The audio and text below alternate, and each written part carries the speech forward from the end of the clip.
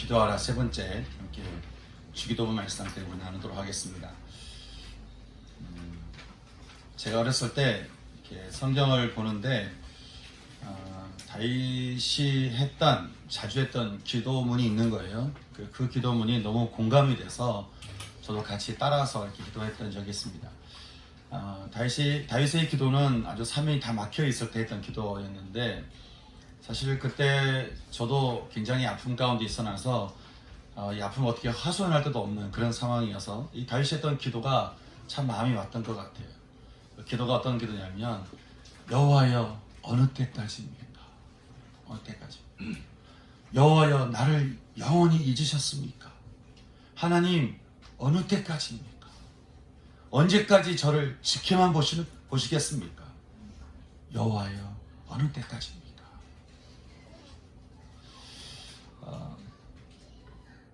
저는 어린 시절 부르짖던 이 기도를 참 무심하게 저 혼자 하늘 향해서 한 줄 알았거든요. 근데 나중에 이제 커서 기도하다가 문득 이 기도했던 이 장면이 딱 떠오르는데, 그때 주님이 저한테 그런 마음을 주시는 거예요. 그때 너가 했던 그 소리를 내가 들었다는 거예요.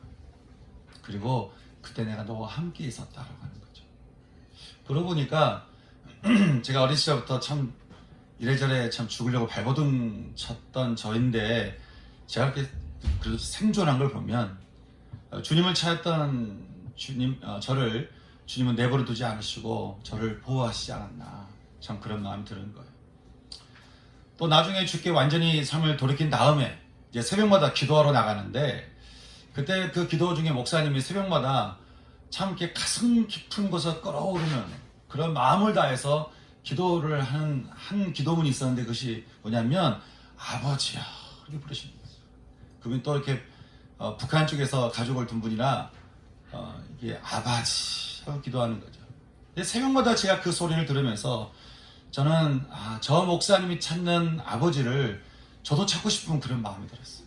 그래서 그때부터 저도 기도할 때마다 제가 아버지를 찾고 있는데, 정말 아버지를 찾을 때마다 힘든 마음 위로받고, 아버지를 찾을 때마다 참 죄지은 마음 용서받고, 또 아버지를 찾을 때마다 아픈 마음이 치유되고, 또 어지러워진 제 마음에 질서가 찾아오는 것을 제가 경험하면서, 야, 아버지를 찾는 기도가 이렇게 참 좋구나, 제가 그걸 경험하게 되는 거죠.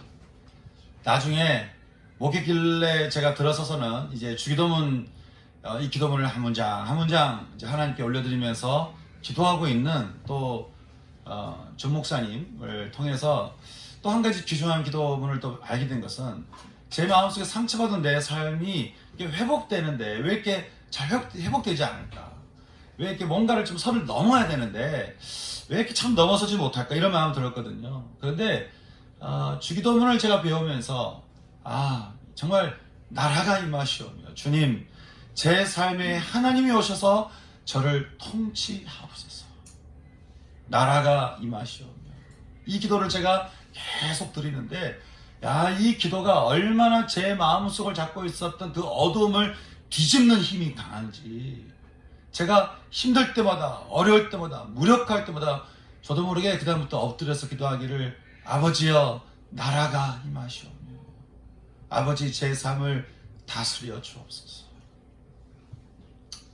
그러다 요즘에는 이제 24시간 기도를 하기를, 하나님의 아들 주 예수여 저를 불쌍히 여기소서. 그래서 제가 어떻게 보면 하루 종일 주의 긍휼과 자비를 구하는 기도를 드리는데, 이 기도처럼 저를 경건으로 이끌어가는 기도도 없는 거죠. 요즘엔 제가 이 기도가 너무 좋아서 늘 기도하기를, 하나님의 아들 주 예수여 저를 불쌍히 여기소서. 성도 여러분, 여러분의 입술에 붙어있는, 또 그래서 여러분이 수시로 고백하며 기도하는 여러분의 기도문이 있으십니까? 기도는 아는 것이 아니라 하는 것이라고 했어요. 우리가 아무리 많이 알고 아무리 많이 배워도요, 우리가 그것을 기도를 하지 않는다면 그것이 무슨 소용이 있겠어요. 예전에 도산안창호 선생님이라는 분이 그런 말을 하셨어요. 열심히 행하려고 그렇게 하지 말고 행하는 것을 열심히 하라는 거예요. 그러면 사람이 바뀐다는 거죠. 뭔가 열심히 하려고 애쓰지 말고 그냥 행하는 것을 열심히 하라는 거예요. 그래서 그렇게 좋은 습관을 붙이라는 거죠. 여러분에게는 어떤 습관이 있으십니까? 아니, 우리는 어떤 습관이 있어야 될까요? 어떤 행함을 열심히 해야 되겠습니까? 성경 우리에게 말하기를 너희는 쉬지 말고 기도해라. 기도를 계속하고 기도의 감사함으로 깨어있어라. 만물의 마지막이 가까이 왔으니 너희는 정신을 차리고 근심해서 기도해라. 그러니까 너희는 할 수 있는 모든 기도와 간구를 하되 항상 성령 안에서 기도하고 이를 위하여 깨어 구하기를 항상 힘쓰며 여러 성도들을 위해서도 기도하라. 염려와 고난과 병이 들거든 아무것도 염려하지 말고 다만 모든 일에 기도와 간구로 감사함으로 하나님께 아뢰라는 것이죠. 고난당한 자는 기도할 것이요 병든 자는 교회 장로들을 청하여 기도할 것이니 믿음의 기도는 병든 자를 구원한다라고 성경 우리에게 말씀하고 있는 것입니다. 사실 여러분 또 시편 말씀을 이렇게 하나씩 읽다 보면요, 시편 하나가 이게 찬양이면서도 사실 시편 하나가 다 이 기도문인 거예요. 기도문. 절절한 기도문인데, 그래서 언제부턴가 시편을 따라 기도할 때 하나님께서 내 삶 가운데 역사하는 것을 참 보게 되는 거죠. 여러분, 기도가 안 나오시거든 시편을 읽으세요. 그리고 시편 따라 기도하세요. 그러면 그 기도를 통해서 역사하신 다윗이 경험했던 그 하나님이 여러분 삶 가운데서도 임재할 것입니다. 여러분, 성경과 하나님의 사람들은 왜 그렇게 주구장창 기도를 외치고 있는 것일까요? 여러분, 우리가 주님을 만나는 것도 그렇고요, 주의 은혜를 입는 것도 그렇고요, 그리고 이 참 어지러운 세상에서 우리가 평안할 수 있는 길이 오직 기도밖에 없기 때문에 그런 것입니다. 그래서 기도는요, 선택이 아니에요. 기도는 필수인 거예요. 저는 소망하게는 저와 우리 성도님들 여러분들의 입술에서 성경에서 드러날 모든 기도문들이 끊임없이 나와서 성경에 나와 있는 모든 그 기도문들이 저와 여러분의 입술에서 반복적으로 습관적으로 나올 수 있는 기도가 될 수 있기를 주님의 이름으로 축원합니다. 근데 그중 우리가 가장 붙들고 있어야 될 기도문이 뭐라는 것이죠? 주님이 말씀해 주신 주기도문이라는 거예요. 주의 기도문. 제가 이 주님의 기도문을 묵상하면서 마음속에 떠오르는 단어 하나가 있었어요. 그것은 바로 화평입니다. 화평. 먼저는 주님과 우리 사이의 화평에 대한 기도를 하라고 말씀하셨죠. 어떻게 하셨습니까? 하늘에 계신 우리 아버지여, 온 세상을 통치하시는, 그리고 여러분을 아들과 딸로 삼기로 작정하시고 하나님의 나라를 예수님과 함께 상속받는 자로 삼아주시는 이제는 나의 아버지요. 그냥 아버지가 아니에요. 그냥 아버지가 아니에요. 아버지의 이름이 거룩히 여김 받으시기를 찬양하고 또 경배하라는 것이죠. 그러니 아버지여, 죄로 인해 어리석고 죄 많은 이 연약하고 이 부족한 삶 가운데 구하는 것은 아버지여, 아버지께서 통치하시는 나라가 임하게 하시고 아버지의 뜻이 하늘에서 이루어진 것 같이 이 세상에서 그리고 제 삶 가운데서도 아버지의 그 선하신 뜻이 이루어지게 하옵소서. 아버지여, 이름이 거룩히 여김을 받으시오며 나라가 임하시오며 하늘에서 뜻이 이루어진 것 같이 땅에서도 이루어지게 하옵소서. 저는 이 기도문 이 하나하나가 저와 여러분 입술에서 끊임없이 되뇌일 수 있는 기도문이 될 수 있기를 소망합니다. 여러분, 그냥 하나 문장 가지고 기도해 보세요. 그러면요, 하나님과 우리 사이 가운데 화평함이라는 것이죠. 그래서 하나님과 여러분 사이에 언제나 기도를 통해 화평이 떠나지 않게 하시고 하나님 나라의 통치가 여러분의 삶을 이렇게 뒤집을 수 있는 그런 은혜가 있기를 소망하는 것입니다. 이렇게 하나님과 우리 사이에 화평을 기도하게 하신 주님은 이제 우리가 서로 화평할 수 있는 기도를 하게 하시는데, 이것을 위해서 주님이 세 가지의 기도문을 우리에게 말씀해 주셨습니다. 세 가지의 기도문은 이렇습니다. 우리 화평을 위한 기도. 첫 번째는 바로 양식을 위하는 기도였습니다. 양식을 구하는 기도. 우리에게 일용할 양식을 주옵소서. 여기서 이 일용할이라고 하는 이 단어는요, 세 가지 뜻이 있어요. 보니까 날마다 라는 뜻이 있고요, 또 생존을 위해 이라는 뜻도 있고, 또 하나는 다가오는 날이라는 뜻이 있어요. 또 이게 양식이라는 단어는 음식의 이 빵을 가리킬 때 단어를 쓰는 것과 동시에 또 재밌는 것은, 여러분 주님이 마지막 만찬 때 떡을 가지시고 축복하시면서 떼어주시고 말씀하셨죠? 너희는 받아 먹어라. 이것은 나의 몸이다 라고 할 때 그 몸을 이 양식이라는 단어로 사용했다는 거예요. 따라서 일용할 양식을 달라는 이 말은 주님 우리에게 지금이나 또 앞으로 우리를 살게 하는 생명의 떡을 날마다 주옵소서, 이런 말이 되는 거예요. 이 말씀을 좀 더 이해하려면요, 우리는 요한계시록 2장 17절에 기록된 말씀을 살펴볼 필요가 있습니다. 그 말씀에서 주님은 버가모 교회와 지금 이 땅의 교회들 향해서 주님이 이렇게 말씀하셨어요. 내가 이기는 자, 즉 승리가 있는 자에게는 감추었던 만나를 주실 거라고 하는 거죠. 여러분, 만나는 우리가 알다시피 출애굽했던 이스라엘 백성들에게 광야를 살게 했던 하늘의 양식이었습니다. 나중에 하나님은 만나 한 호멜을 지성소의 언약궤 안에 담아두라고 이렇게 말씀하셨죠. 이게 여러분 후에요, 이스라엘이 이제 침략을 당하면서 성소가 파괴가 되고 누군가 이 언약궤를 이렇게 가지고 나가요. 그리고 이제 그 뒤로는 언약궤가 분실돼서 더 이상 찾을 수가 없는데, 외경에 그 에스라 2서가 있는데 그거를 보게 되면 그런 기록이 있습니다. 잃어버린 이 언약궤는 장차 메시아가 올 때 감춰진 만나가 발견될 것이다, 기록이 되어 있어요. 그러면 여러분, 요한계시록에서 말하는 이 승리가 있는 자에게 주어지는 감춰진 만나라는 게 여러분 뭐겠습니까?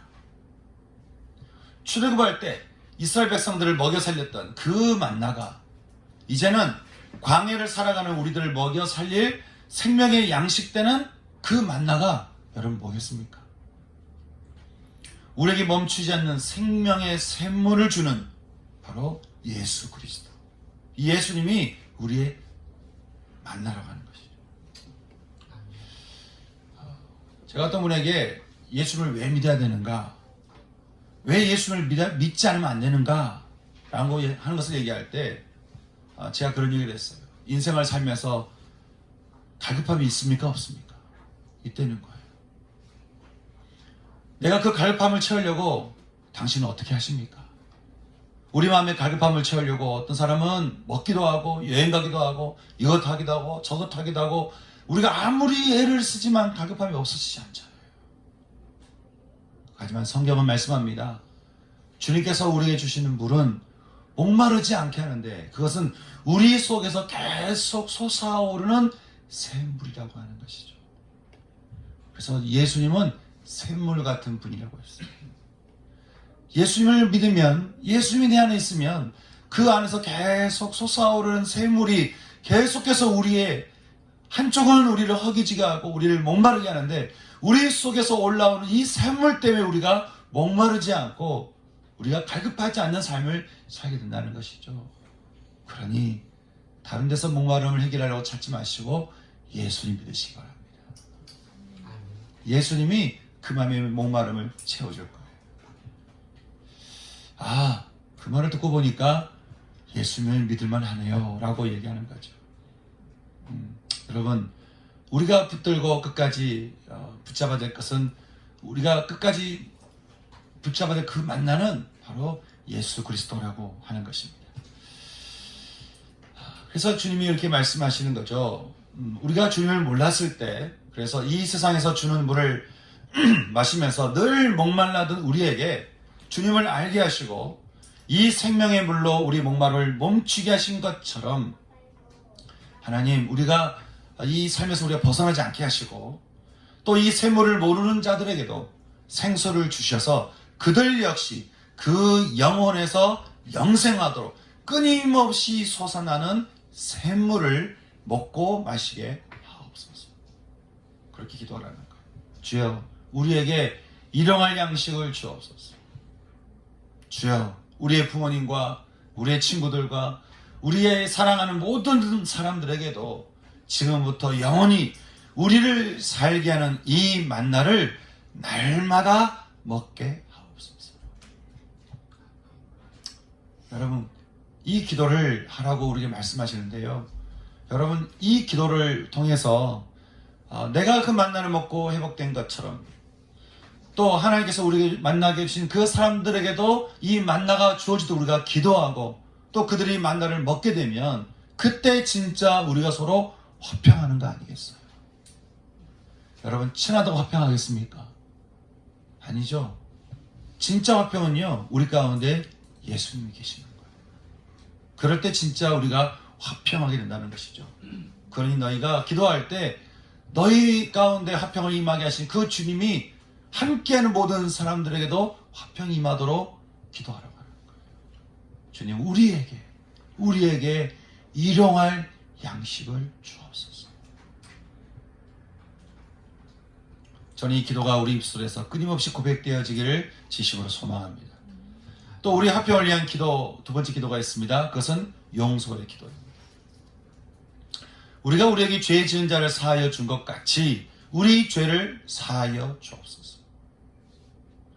이 말씀을, 동일한 말씀을 누가복음 11장 4절에 보게 되면 이런 말씀이 있습니다. 우리가 우리에게 죄 지은 모든 사람을 우리가 용서하오니 그처럼 우리 죄도 사하여 주옵소서. 이 기도문을 보게 되면요, 마치 기도에 무슨 순서가 있는 것처럼 우리가 생각할 수가 있는데, 사실 이 기도문은 용서가 누가 먼저인가가 아니라 하나님께 받는 용서와 또 우리가 누군가를 용서하는 그 용서는 같은 길에 있다는 것을 우리에게 말씀해 주고 있습니다. 다시 말해서 하나님의 용서를 받는 우리가 서로를 용서할 때 그 용서는 완성이 된다는 거예요. 우린 주님께 용서를 받고 아멘하지만 내가 누군가를 용서하지 않고 마음에 꽉 묶어두고 내가 그 미운 마음, 시기하는 마음, 여러 가지 마음이 떠온다면 주님의 그 용서가 완성이 안 된다는 거예요. 여러분, 주님의 그 완전한 용서 여러분 가운데 임하기를 원하십니까? 그럼 여러분 마음에 묶이는 것도 우리가 용서해야 되는 것이에요. 이 말씀을 좀 이해하려면요, 우리가 마태복음 말씀을 좀 볼 필요가 있는데, 우리 마태복음 말씀을 좀 찾아보십시다. 마태복음 5장 21절부터 24절 말씀입니다. 마태복음 5장 21절부터 24절 말씀, 같이 한번 읽어보겠습니다. 같이 읽겠습니다. 시작. 옛사람에게 말한바 살인하지 말라. 누구든지 살인하면 심판을 받게 되리라 하였다는 것을 너희가 들었으나 나는 너희에게 이르노니 형제에게 구하는 자마다 심판을 받게 되고 형제를 대하여 나가라 하는 자는 공회에 잡혀가게 되고 미련한 놈이라 하는 자는 지옥불에 들어가게 되리라. 그러므로 예물을 제단에 드리려다가 거기서 내 형제에게 원망 들을 만한 일이 있는 것이 생각나거든 예물을 제단 앞에 두고 먼저 가서 형제와 화목하고 그 후에 와서 예물을 드리라. 이 말씀에서 주님은 옛 호세아 선지자가 말한 대로 주님은 우리가 드리는 그 제사, 그 이전에 주님이 원하시는 것이 있는데 그것은 우리에게서 긍휼과 자비를 원하신다는 거예요. 그러면서 하나님을 아는 것, 즉 하나님의 성품 가운데 있는 것을 원한다라고 하는 것이죠. 그것이 바로 진짜 제사라고 하는 거예요. 그런데 사람들은 진짜 제사를 하려고 하지 않고 냄새나는 마음을 가지고 자기 몸, 육체는 제사를 드린다고 와서 제사 드리고 그냥 간다는 것이죠. 그러니 그들이 몸은 왔지만 마음은 내게 오지 않는, 다 마당만 밟고 다 가버린다는 거예요. 이런 제사는 하나님이 기뻐하시지 않는다고 하는 것이죠. 또 마태복음 18장 18절과 19절에서 이렇게 말씀하셨습니다. 한번 또 읽어볼까요? 마태복음 18장 18절과 19절 말씀입니다.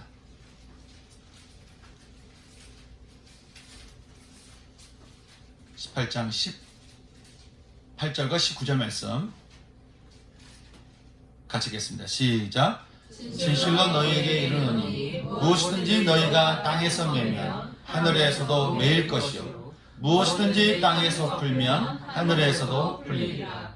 진실로 다시 너희에게 이르노니 너희 중에 두 사람이 땅에서 합심하여 무엇이든지 구하면 하늘에 계신 내 아버지께서 그들을 위하여 이루게 하시리라. 아멘. 무엇이든지 너희가 땅에서 묶으면 사람과의 관계를 말하는 거예요. 너희가 무엇이든지 땅에서 묶으면 하늘에서도 묶일 것이요 무엇이든지 너희가 땅에서 풀면 하늘에서도 그 묶임이 풀릴 거라고 하는 거죠. 주님은 땅에서의 묶임과 풀림이 곧 하늘에서의 묶임과 풀림이 연결이 된다라고 우리에게 말씀하셨습니다. 그렇게 너희가 서로 연합하여 두 사람이 땅에서 합심하여 기도하면 하늘에 계신 너희 아버지께서 너희들 위하여서 그 기도에 응답하실 거라고 말씀하는 건데요. 근데 이런 말씀을 이렇게 들었더니 베드로가 좀 고민에 빠진 것 같아요.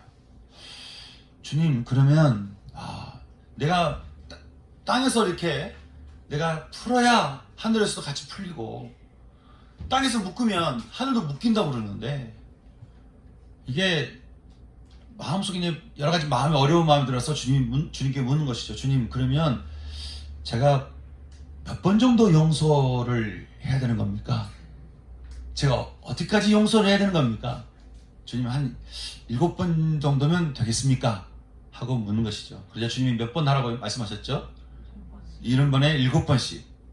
그 말은 제가 말씀드리기를 7과 10자는 제가 완전수라고 했죠. 그 말은 하여간 끝까지 마음에서 풀어질 때까지 어떻게 해요? 용서하고 풀어주고 또 풀어주라. 그래서 한 가지 비유를 들어 말씀하시기를 주님이 너희의 죄를 끝까지 완전하게 탕감해 준 것처럼 너희도 그 마음에서 그 사람에 대한 불편한 마음, 어려운 마음, 상처난 마음, 이런 마음들이 완전히 떠나갈 때까지 기도하며 그 모든 그 죄를 탕감해 주는 거예요. 탕감해 줘요. 다시 말해서 용서는 탕감이에요. 우리 용서라고 하면요, 하는 쪽이 큰 마음 먹고 관용을 베푸는 정도로 우리는 생각을 합니다. 여러분, 용서는 관용이 아니에요. 용서는 어떤 내가 넓은 마음을 가지는 것도 아니에요. 여러분, 주님이 우리에게 관용을 베푸신 게 아니에요. 주님이 우리에게 넓은 마음으로 용서하신 게 아니에요. 주님이 우리를 용서하시기 위해서 어떻게 하셨죠? 십자가에서 죽으셨어요. 그건 관용이 아니에요.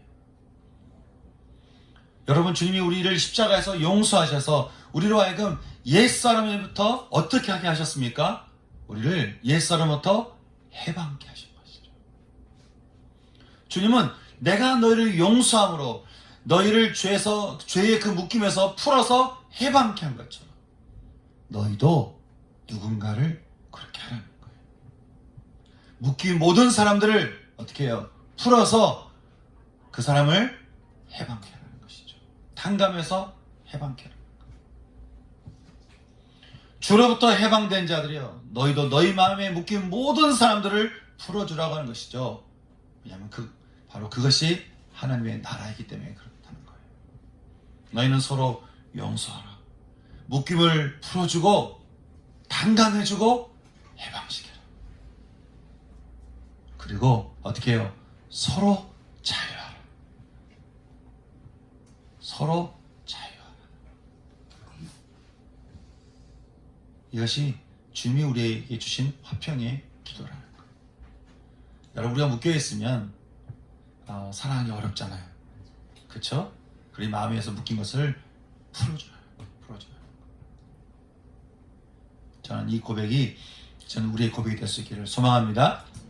이제 또 세 번째 화평을 위한 기도가 있습니다. 그것은 우리를 악에서 구해달라는 기도입니다. 주님은 우리가 시험에 들지 않고 악에서 구해달라는 기도를 하라고 하셨습니다. 근데 이 말씀을 우리가 생각할 때 한 가지는 마귀가 우리를 속이고 있는 그 속임에 대해서 생각해 볼 필요가 있는데요. 마귀가 이 세상을 두고 속이는 것에 대해서 톰 라이트라는 신학자가 이것을 세 가지로 이야기를 했어요. 먼저는 우리로 악을 무시하고 외면하게 한다는 거예요. 악이 실제하고 마귀가 실제하면서 끊임없이 우리 옆에서 우리를 미혹하고 있는 것에 대해서 어떻게 하냐면 무시하는 거예요. 마귀가 그렇게 우리를 속인다는 거죠. 마귀는 뭔 마귀야. 그냥 네 마음대로, 너 하고 싶은 대로, 네 마음에 드는 대로, 네가 좋아하는 대로 그냥 살라는 거예요. 그래서 결국 마귀는 우리를 마귀처럼 만드는 거예요. 두 번째는 그냥 악이 있더라도 그냥 내버려 두라는 거예요. 우리가 뭐 악한 존재 이걸 듣고 그래 그럴 수 있어 라고 하더라도 그냥 그 악한 거에 대해서 그냥 내버려 두라는 것이죠. 우리가 그 악에 대해서 뭘 할 수 있겠냐고. 우리가 악에 대해서 무슨 대항해서 이기겠냐고. 이 거대한 이 세력의 악의 세력 앞에서 우리가 뭘 할 수 있겠냐고. 그렇게 우리 마음 가운데 이 악에 대해서 대항할 마음을 갖지 못하게 하는 거죠. 골리앗이 조그마한 다윗을 보면서 네가 나를 개로 여기고 막대기를 가지고 나한테 대항하느냐, 그런 식으로 그냥 관심을 끄라고 하는 거죠. 그러면서 세 번째는 얘가 세상에서 승리하고 하나님처럼 살 수 있는 비결이 있어. 그것은 바로 너 자신이 의롭게 되는 거야. 너의 힘과 너의 지혜와 너의 재정과 너의 모든 것을 가지고 너도 이 세상에서 하나님처럼 살 수 있어. 그렇게 마귀가 우리를 속인다라고 하는 거예요.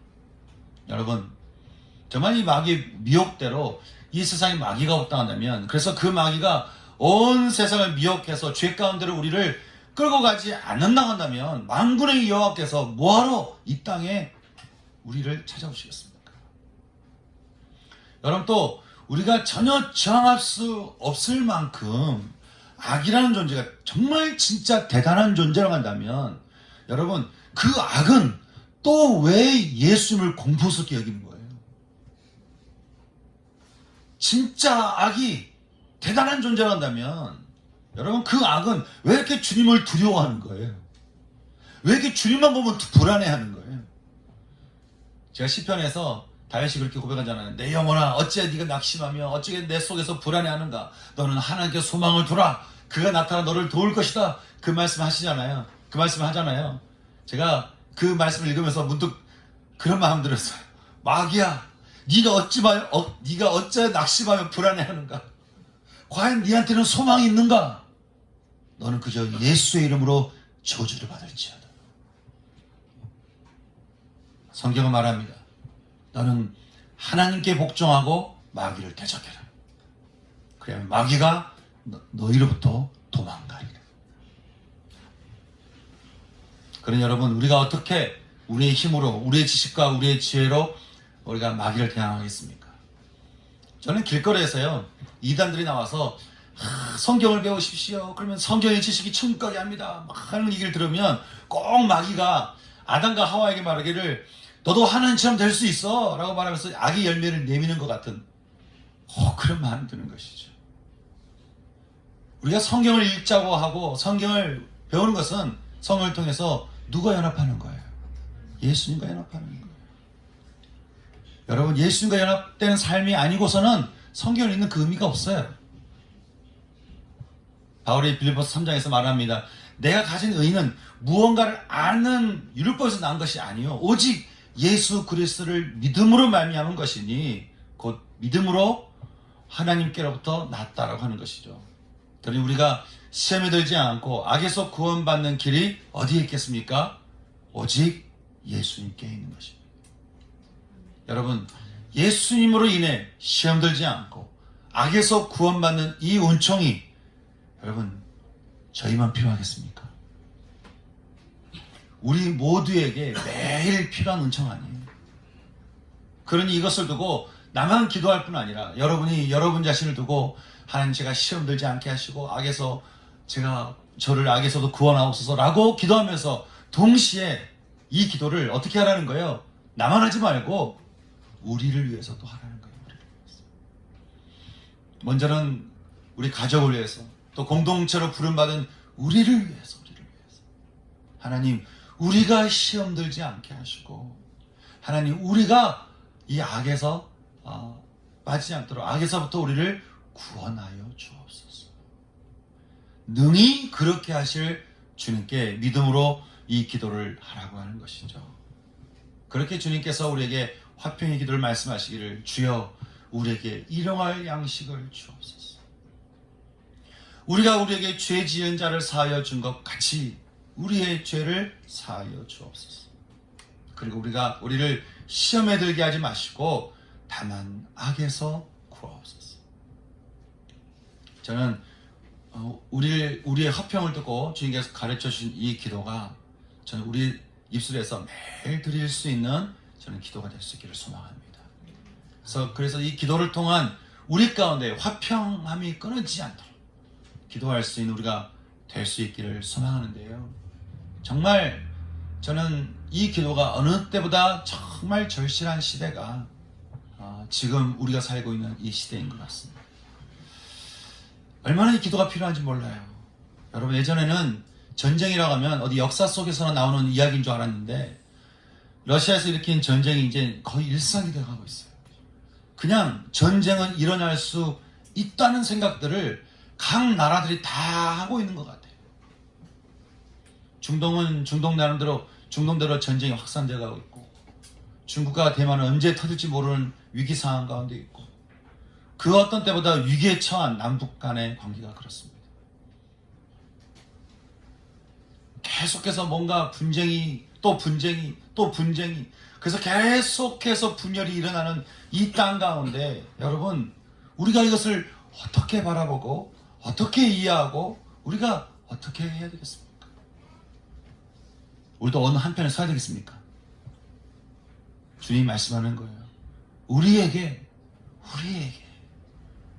일용할 양식을 주옵시고, 우리가 우리에게 죄 지은 자를 사하여 준 것 같이 우리 죄를 사하여 주옵시고, 우리를 시험에 들게 하지 마옵시고, 다만 우리를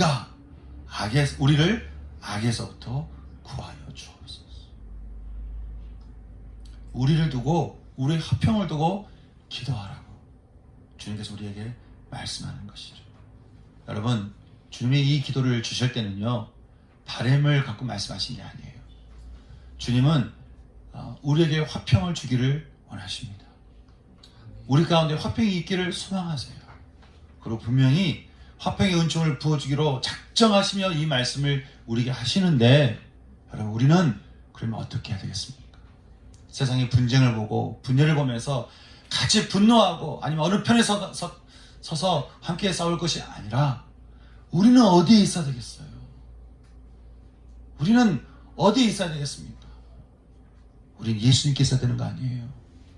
주님께서 가르쳐 주신 이 기도문을 가지고 주님께서 우리가 이렇게 기도할 때 우리에게 화평이 있을 줄 우리가 믿고 신뢰하며 믿음을 가지고 주 앞에 엎드려서 기도해야 되지 않겠냐고 하는 거예요. 저는요, 이 기도가 우리의 기도가 되기를 원하고, 무엇보다 분열과 분쟁이 심한 지금의 때에 저는 어느 때보다도 이 기도문을 가지고 주 앞에 나와서 기도하며 부르짖으며 주님을 찾을 수 있는 전 저와 여러분 될 수 있기를 진심으로 소망합니다. 그래서 이 시간 우리가 이 말씀을 가지고 기도할 때 기도문 하나하나 가지고 말씀을 들은 대로 하나님, 우리에게 일용할 양식을 주시옵고, 또 함께 용서의 기도를 드리면서 또 함께 우리가 시험 들지 않게 하시고, 우리에는 우리도 있고 우리 가족도 있고 우리 교회도 있고 우리 나라도 있는 것이죠. 그리고 열방도 있는 거예요. 하나님, 시험에 들지 않게 하시고 악에서 우리를 구하여 주옵소서. 그렇게 우리가 함께 우리 마음으로 주 앞에 엎드려서 이 기도를 함께 드릴 수 있는 우리 시간 됐으면 좋겠습니다. 이 시간 우리가 거룩한 마음으로요, 십자가 앞에 나가서 함께 이렇게 기도할까요? 거룩한 마음으로 기도하십시다. 거룩한 마음 품고 십자가 앞에 우리가 엎드려서 주님께서 가르쳐 주신 기도를 하나하나 여러분을 푸시면서 함께 주 앞에 기도할 수 있는 이 시간 됐으면 좋겠습니다. 이 기도를 통해 주님께서 우리 가운데 화평의 은총을 베풀어 주실 줄 믿습니다. 기도하시겠습니다. 기도하겠습니다. 아버지,